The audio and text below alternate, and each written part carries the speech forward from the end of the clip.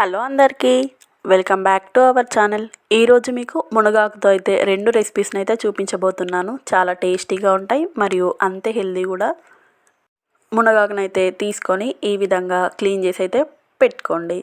ఇప్పుడు ఒక మిక్సీ జార్ని అయితే తీసుకొని ఇందులోకి మునగాకునైతే వేసుకోండి. దీంట్లో కొంచెం వాటర్ని అయితే యాడ్ చేసి పేస్ట్ లాగా చేసుకొని పక్కన పెట్టుకోండి.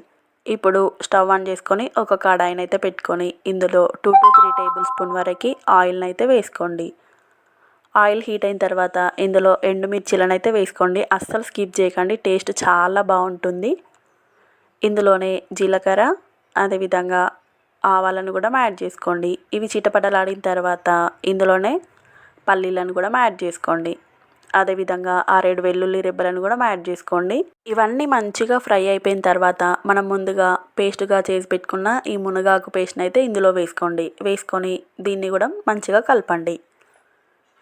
మనకి ఈ మునగాకు పేస్ట్ అనేటువంటిది మంచిగా ఫ్రై అయితే స్మెల్ రాకుండా చాలా టేస్టీగా ఉంటుంది. ఈ విధంగా ఫ్రై అయిపోయిన తర్వాత ఇందులో 1 కప్పు వరకు ఉడికించి పెట్టుకున్న రైస్ని అయితే వేసుకోండి. వేసుకొని ఒకసారి మొత్తం అంతా కలుపుకోండి. కలుపుకొని ఒక 2-3 నిమిషాలు సిమ్లోనే మూత పెట్టి ఉంచుకున్నామంటే మనకైతే ఎంతో టేస్టీగా ఉండే మునగాకు రైస్ అయితే రెడీ అయిపోతుంది. ఇది చాలా టేస్టీగా ఉంటుంది. మనం ఇందులో ఎండుమిర్చి వేసుకున్నాం కాబట్టి ఇంకా బాగుంటుంది.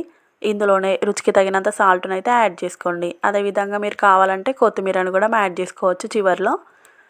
ఇప్పుడు స్టవ్ ఆఫ్ చేసుకున్నామంటే ఎంతో టేస్టీగా ఉండే మునగాకు రైస్ అయితే రెడీ అయిపోయింది. ఇందులో పచ్చి ఆనియన్స్ పెట్టుకొని తింటే టేస్ట్ అయితే చాలా బాగుంటుంది.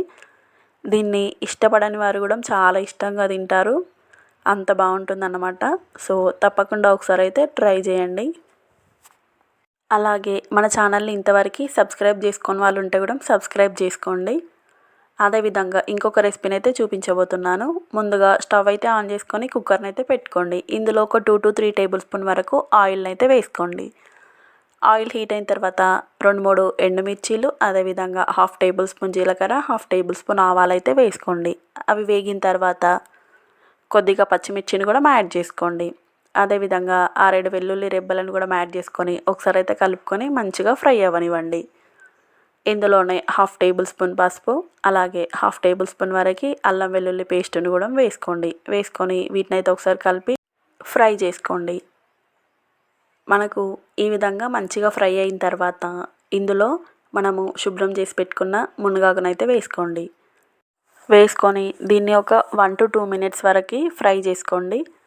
ఇప్పుడు ఇందులో నేనైతే ఒక 10 నిమిషాల ముందు పప్పు అయితే నానబెట్టుకున్నాను, కందిపప్పు. దీన్నైతే మనము ఫ్రై చేసుకున్న ఈ మునగాకులో అయితే వేసుకోవాలి. వేసుకొని ఇందులోనే ఒక చిన్న సైజు 2 టమాటాలను కూడా తీసుకున్నాను. టమాటో వేసుకోవడం వల్ల చాలా బాగుంటుంది. అంతా ఒకసారి అయితే కలుపుకోండి. అన్నీ కలిసేలాగా ఈ విధంగా కలుపుకున్న తర్వాత ఇందులో వాటర్ని అయితే యాడ్ చేసుకోండి. పప్పు మునిగే వరకు వాటర్ని పోసుకుంటే సరిపోతుంది. మనం ఆల్రెడీ నానబెట్టుకున్నాం కాబట్టి వాటర్ అయితే ఎక్కువగా పట్టవు. ఇప్పుడు ఒక 3 విజిల్స్ తర్వాత చూపిస్తున్నాను. మనకి పప్పు అయితే మంచిగా ఉడికిపోయింది.